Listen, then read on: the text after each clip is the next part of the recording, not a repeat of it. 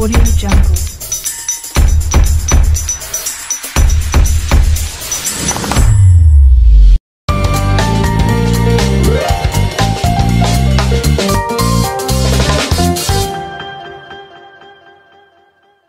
Waaqayyo maal isin gargaaretti natti Waaqayyo fagalatu maqaan koo Geetahuun Tasfaayee jedhama. Anjimmaadhuma raajii kanaan tokko naa eebbisaame. Waaqayyo si naa eebbisu jedhanii gadi. Waaqayyo si naa eebbisu. Waaqan nuu kaase waaqatas nuu kaa'e Waaqayyo si naa eebbisu jedhanii. Waaqayyo si naa eebbisu. Arraba isaanii irraan ta'eetu waan gurguddaan nuuf ta'aa jira. Maaliif Waaqayyotu ittiin hojjechaa jira. Saba Waaqayyo ani lafa kanarra yeroo dhufe okkolaan dhufe rasaasa beektu rasaasni rukutee tokkoon bahee tokko garaa keessa na jira bireeniidha. Egaa Waaqayyo waan godheef qaba. Achi taa'ee caakaa keessa taa'ee ati warraan koo as jirti haadha warraa koo kadhachiisaan ture. Isaan bira dhuftee naa kadhachiisaa turte. Isaan immoo dunkaanni du'aa mana kee balbalan dhaabatu jedhaniitu itti manii isheen immoo dabarsitee natti himte ameen jedheen fudhee guyyaa keessa sa'aatii 7 keessa rukutamee hin duune jira.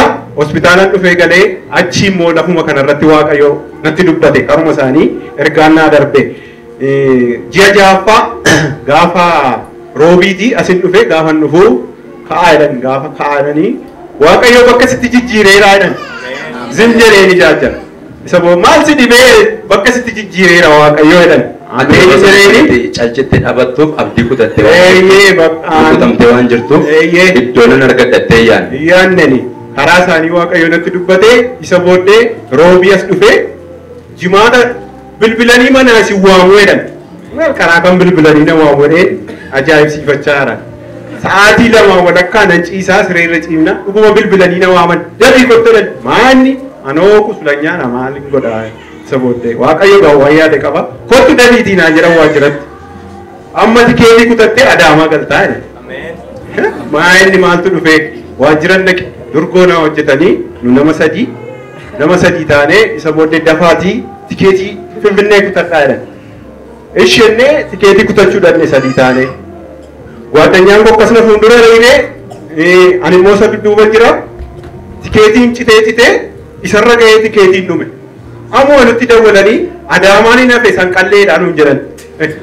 Waaqayyo hojii hojjechaa jiraaf nageesseen jedhaan mucichaan isa booddee achii baanee ganama hin deemne sanqallee gaafan galuu egaa qoromsi nama Waaqayyootiif hin dhibu na dhukkubaa ture.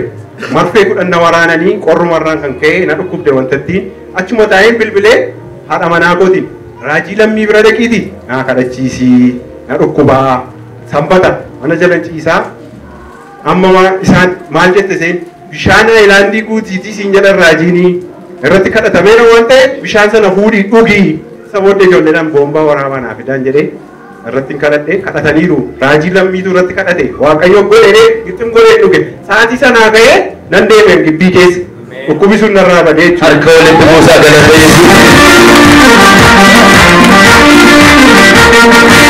Booddee humna addaan ture amma garuu qorataa yakkaatii ji'a 3 leenjee utuu waan tokko hin rakkatin utuu waan tokko hin ga'in leenjee ji'a 3 leenjeen dheengadda bahee dhufe Waaqayyoon naa galateeffadha lafa kanarra ergan dhufe waan gurguddaatu naa ta'e himeen fixu booddee immoo dhugaan isinii ba'aa deemaa amma sa'aatii harka walitti buusaa galata